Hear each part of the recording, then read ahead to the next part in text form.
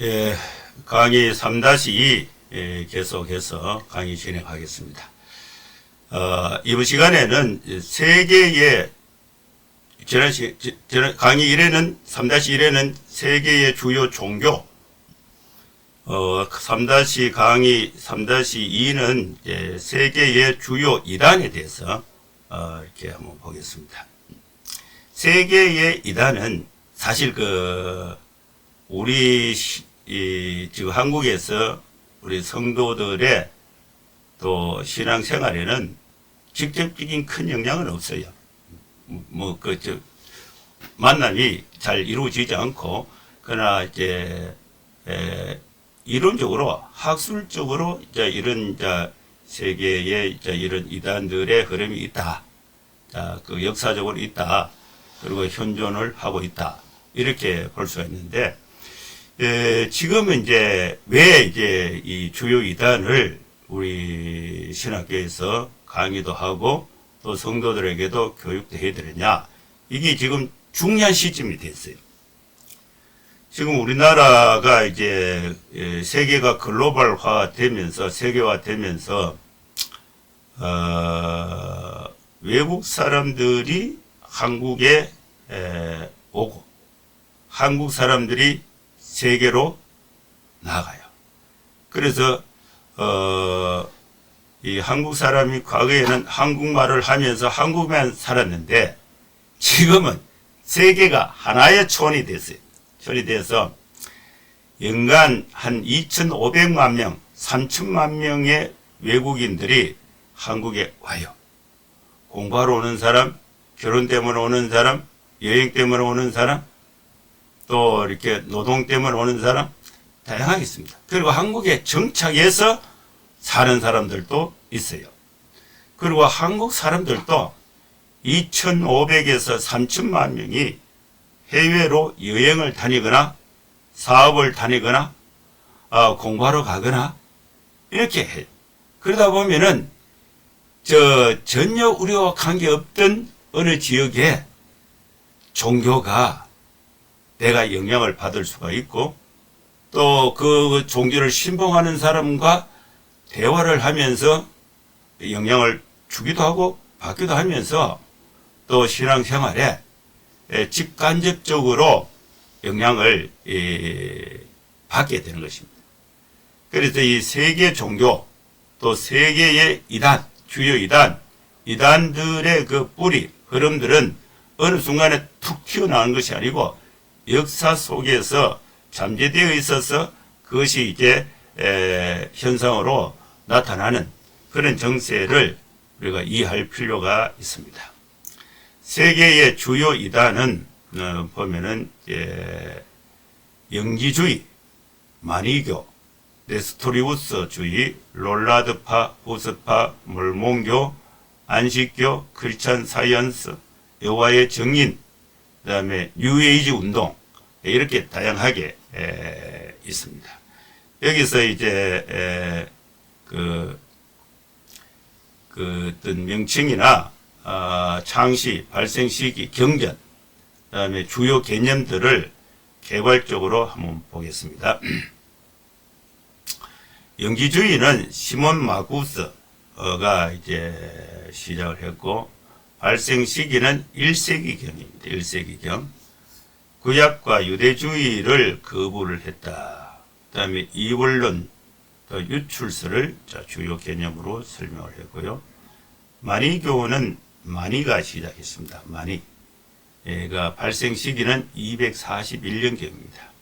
생명의 책, 사바라칸, 신비의 책이라는 그 경전이 있고요. 신적 그리스도를 부인했습니다.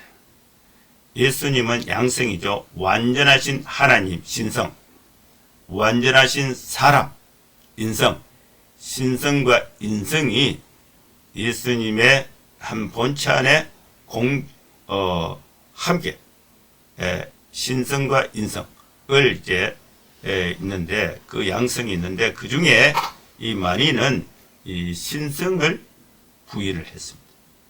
부인한 것이 마니교가 되고, 롤라드파가 있습니다. 롤라드파는 이제 그 창시는 그 존 위클리프인데, 존 위클리프를 추종하고 따르던 그 무리들이 롤라드 파가 됩니다. 그리고 1481년경이고요. 경제는 성경을 하고 주요 개념은 반카톨릭입니다. 지금 우리 개신교 입장에서는 제가 성경 역사를 공부를 하고 강의하면서 롤라드파가 기독교 복음을 확장하는데 긍정적인 요소가 많이 있습니다. 그러나 그 시대에는 기독교가 종교개혁, 프로테스탄트가 1517년 종교개혁 이후에 이제 등장을 하니까 그 전에는 메인 교회가 카톨릭입니다. 카톨릭에서 기독교 카톨릭 같이 있었죠. 카톨릭에서 이단으로 정죄한 것이 롤라드파가 이단으로 정죄를 했어요. 그래서 역사적으로 롤라드를 이단에서 설명을 하고 있고, 존 후서 역시 그렇습니다. 존 후서도 종교개혁의 전조였죠. 종교개혁의 전조로서 그 출발점이 존 위클리프인데, 그 존 위클리프가 성경을 영어로 번역을 했죠. 그리고 이렇게 교수로 있으면서 왕궁 목사로, 그다음에 캠브리지의 교수로 있으면서 학생들을 이제 성경을, 그 당시 성경은 전부 라틴어, 벌게이트 버전 라틴어 성경이 있었는데, 라틴어 성경이 AD 400년경에 벌게이트에서 이제 헬라 성경에서 라틴어 성경으로 번역을 했는데, 한 1000년이 지나니까 라틴어를 쓰는 사람이 없어요. 그 라틴어는 사어가 되고, 그리고 또 이 신부들이 전문적으로 공부를 한 사람은 라틴어에 능통하지만은 대부분 이 교회를 맡아서 사역하는 그 신부들은, 목사들은 라틴어를 잘 몰라요. 그러다 보니까 성경을 갖고 있어도 읽고 해석하고 설명, 이게 안 되니까 예배하는 방식, 이 예전이 발달하게 됐는데, 이 위클리프가 성경을 영어로 번역을 해서 모든 사람이 다 읽을 수 있게 된 거예요. 그러다 보니까 신부가 제대로 목회를 하는지 성경을 읽고 보면은 다 알 수가 있게 된 거죠. 그래서 존 위클리프를 이단으로 정죄를 하게 됐는데, 그 위클리프가 이제 따르는 자기 제자들, 무리들을 롤라드파라고 했는데, 영어 성경을 가르쳐서 교사 자격을 부여해서 너희들이 성경을 가르칠 때는 자기 언어로, 자기 동네에 사용하는 언어로 가르쳐라. 그러니까 이 파급 효과가 아주 급속도로 확산이 됐습니다.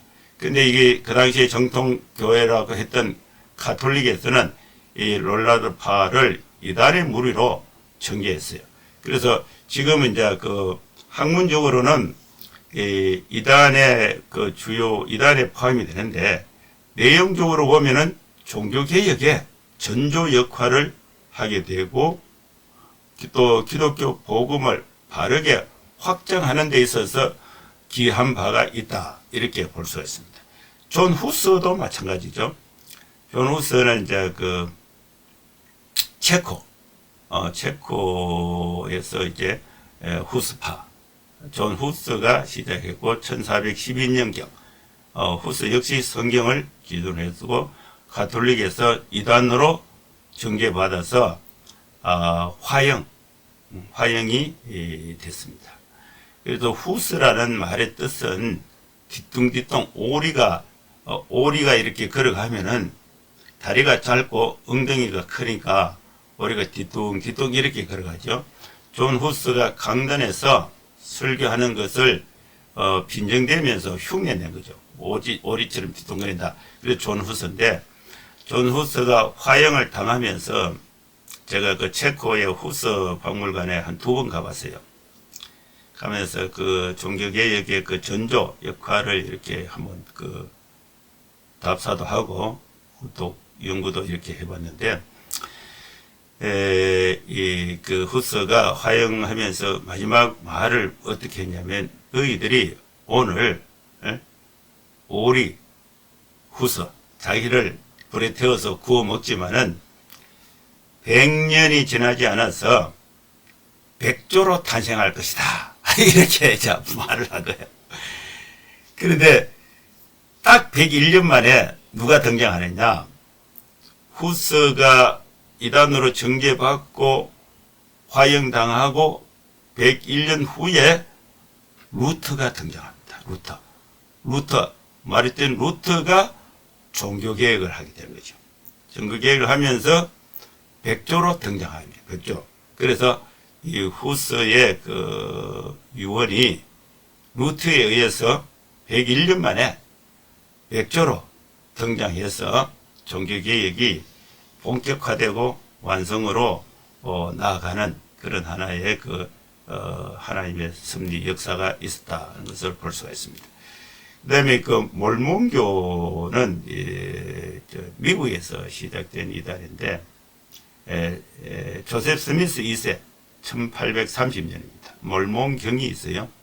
교리와 성약, 갑진지인주라는 경전이 있고, 주요 개념은 경전에 대한 개념이 있습니다. 그 다음에 안식교에 대한 논쟁이 많습니다. 미국에서는 제가 안식교에 대해서 연구를 이렇게 좀 해서 소논문을 하나 쓴 게 있는데, 안식교는 굉장히 윤리적이에요. 윤리적이고 봉사적이고, 제가 병원에 입원했을 때에 그 옆에 그 병실에 나이가 저보다 좀 많은 분인데, 그분이 굉장히 친절하고 봉사적이고 또 이렇게 사교적이고 아주 젠틀했어요. 근데 그분이 안식교인이었어요. 안식교인이었는데, 저하고도 나는 안식교인인데 하면서 목사님 하면서 이 교제를 이렇게 친절하게 많이 해봤는데, 안식교가 우리나라에는 상당히 자리를 많이 잡고 있죠. 삼육대학도 안식교고, 그다음에 그 병원도 이렇게 있고, 학교도 있고, 또 그 예배도 거의 교리를 정통 교리와 유사하게 거의 그 수용을 하고 있고, 그러나 이제 원리적으로 그 배경이나 출발점, 이 학문적으로 이렇게 조사를 해보면은 안식교의 이단성이 분명하게 이제 등장하는 것을 볼 수가 있습니다. 그리고 이 윌리엄 밀리에서 시작이 됐고 1844년입니다. 안식교의 성경 주석 엘렌 화이트의 저술, 그 다음에 제링을 강조하게 됩니다. 그리고 안식교에 대해서는 미국에서는 정통교회에서 안식교는 우리와 같은 그 교회다, 이렇게 수용하는 그런 그 추세도 있어요. 그러나 아직까지 공식적으로는 안식교는 이단의 그 카테고리에 분류되어 있다는 것을 우리가 공식적으로 알 필요가 있고요. 크리스찬 사이언스가 패터슨 에디 1879년에 시작했고, 과학과 건강이라는 경전이 있어요. 건강과 과학을 강조하고, 여호와의 증인, 그 다음에 테저 러셀 1884년, 또 새 세계 성경, 번역 성경 등이 있고, 천년왕국 재림을 강조하고, 뉴에이지 운동, 앨리스 베일리에 의해서 시작이 됐고 1900년입니다. 물병자리의 음모, 음신론, 윤회, 환상을 이렇게 주요 교리로 하고 있습니다. 자, 여기서 이제 만이교에 대해서 조금 더 한번 보겠습니다. 이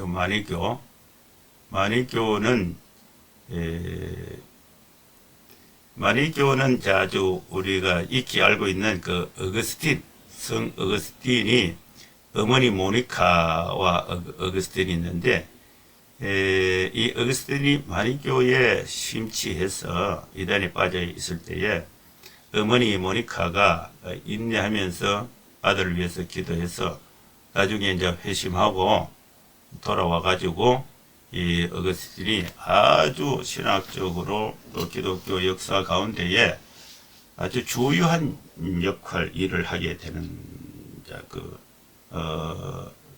이 설화가 있죠. 이야기가 있죠. 이 만이교에 대해서 좀 간략하게 한번 보겠습니다. 이 만이는 만이교의 창시자가 이 만인데, 만이는 215년에 태어나서 277년에 이렇게 죽었어요. 만이는 그 페르시아의 수도가 바벨론이죠. 바벨로니아에서 출생을 했습니다. 이 만이는 왕가의 후손으로 상류 계급에 속한 사람이었습니다. 이 그노시스 즉 만다교의 가마를 받아서 어릴 때부터 만다교를 추종했던 사람이 만이입니다. 만이가 12살 때에 환상 중에 본 천사로부터 새로운 종교를 전하라는 명을 받았다고 주장합니다. 그래서 이 이단의 출발은 자신의 주관적 경험을 객관화, 보편화해서 그것을 이제 퍼뜨리는 거죠. 주관적 경험, 주관적 꿈, 주관적 환상, 이거를 보편했을 때에 그것이 이제 기준이 돼서 따르는 사람이 있고 영향력이 있으면은 그 새로운 종교, 새로운 이단이 그렇게 만들어지게 되는 것입니다. 241년에 만이가 자기의 종교를 세워서 포교에 들어가게 됩니다. 파르티아 왕국이 이제 페르시아에 멸망한 후에 등극한 사산 왕조의 사포르 1세 형제를 만이가 개종시킵니다. 그리고 그의 이제 보고를 받으면서 만이교가 급속하게 확산이 되게 됩니다. 바람 1세가 이제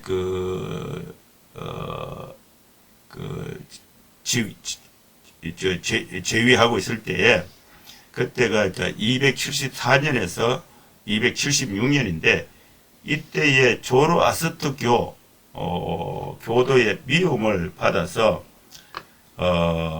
274년에 왕명에 의해서 만이가 소환이 돼서 투옥되어 있다가 이렇게 옥에서 만이가 이제 죽게 됩니다. 이 만이의 그 일생이 이렇다. 여기서 만이의 그 중요한 것은 12살 때에 고린이 본 천사 환상을 이제 보고 새로운 종교를 전하라. 그것이 하나의 발단이 돼 가지고 영적 능력, 영향력, 논리력, 그리고 이것을 당시에 왕가의 후손으로서 왕의 비호를 받으면서 힘을 모아서 만이교를 창설해서 확산을 하게 되는 그런 배경을 갖고 있다고 볼 수가 있습니다. 만이교의 경전은 생명의 책, 사브라칸, 신비의 책, 마니스함, 거인의 책 등이 이제 경전으로 전해지고 있습니다. 만이교의 조직은 평신도와 선택된 자로서 그리스도와 12사도를 모방한 엄격한 계층 제도가 만이교의 중심을 이루고 있습니다. 마니가 있고 마니가 보낸 12명의 사도가 있고 또 12명의 사도 밑에 70명의 감독이 있고 그 다음에 교사가 있고 그 다음에 성도가 있습니다. 성도를 행자라 하는데 성도가 있어요. 이런 계층 조직을 가지고 있습니다. 이것은 당시의 그 사회 제도를 그냥 응용해서 가져와서 적용을 했다 이렇게 볼 수가 있습니다. 마니교의 그 주요 교리를 보면은 페르시아의 그 조로아스터 교의 이원론, 또 영지주의, 마리시온주의와 불교 및 기독교의 서로 다른 요소가 아주 교모하게 혼합이 되어 있습니다. 그리고 종교적인 타락을 피하고 교리의 그 통일성을 보장하기 위해서 생전에 교리를 기록하고 정경으로 확정을 해놨어요. 그러니까 마니가 이게 집대성 해놓은 거죠. 죽기 전에 다 해놓은 것입니다. 그래서 이 페르시아의 그 이원론을 근거로 해서 세계는 광명과 또 흑암의 투쟁이라고 주장을 했고, 또 인류는 악마가 광명국에 침입함으로 생겼다고 주장했습니다. 그리고 모든 교리는 이원론적이죠. 인류가 돌아갈 길은 해탈인데 이는 금욕 생활을 통해서만 가능하다. 그래서 해탈을 하려면 금욕을 해야 되는데 말을 하면 안 된다. 그래서 입을 봉인하는 거예요. 입을 봉인하고 육신 망언을 하지 말 것. 제가 인도에 갔을 때에 인도의 무슨 종교인지 그건 모르겠어요. 그 고행을 하는 거죠. 해탈을 해서 고행을 하는데 이렇게 엎드려 있어요. 엎드려가 있고 널빤지 앞에 엎드려가 있고 혀를 이렇게 빼서 그 혀를 널판지에 못질을 해서 이렇게 해서 고행을 하고 있는 거예요. 그리고 말을 하지 않기 위해서 여기서부터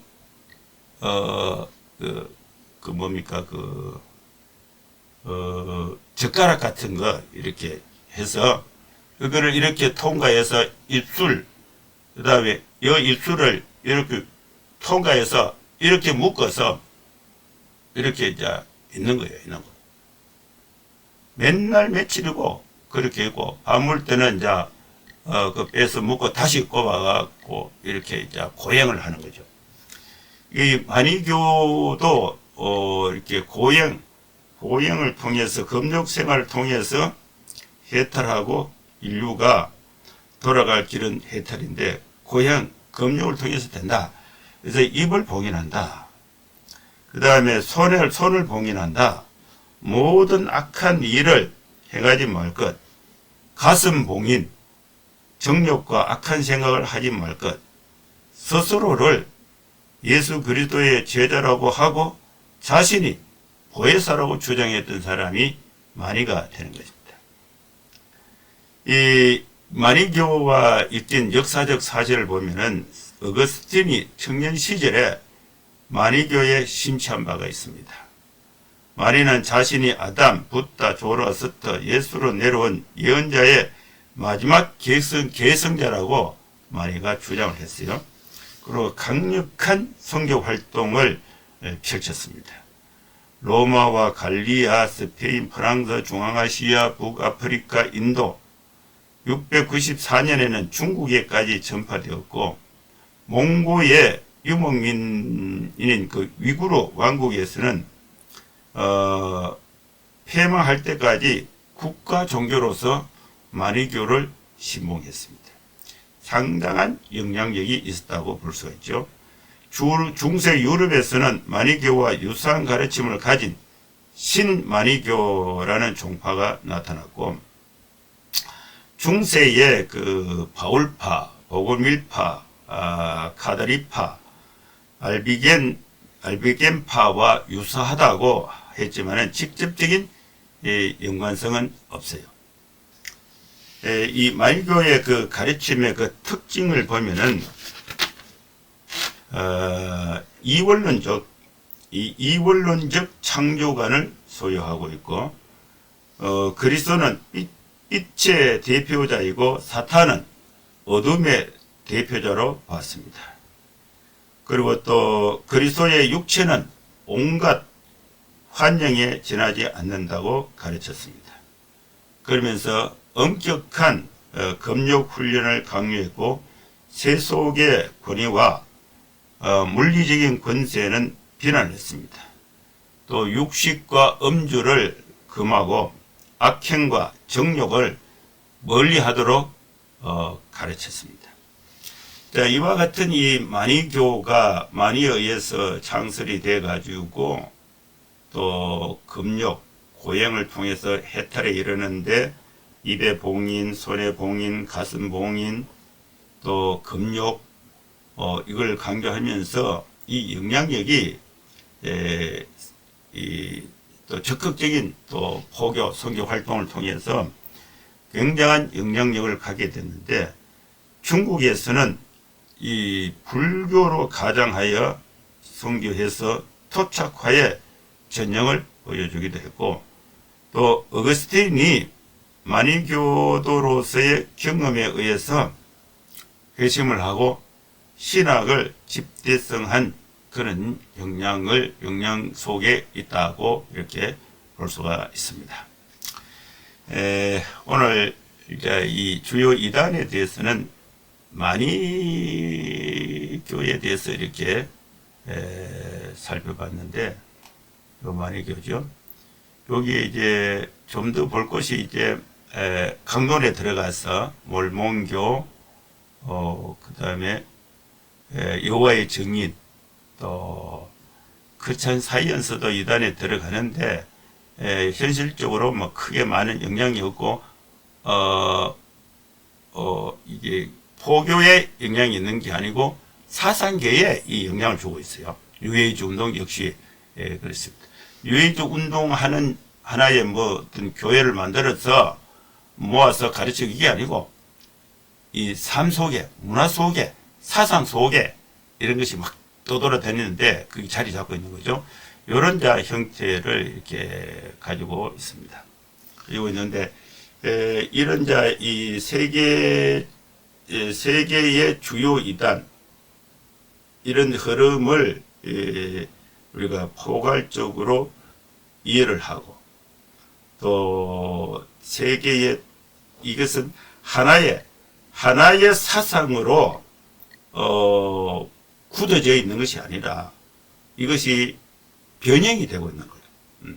시간의 흐름에 따라서 지역과 환경에 수용을 해서 그 뿌리가 그것이 이제 점차적으로 지역화되면서 또 확장되면서 자꾸 변형되고 있는 거죠. 변형되고 있는데 그 뿌리는 이단 사상이 뿌리를 근저를 이루고 있다.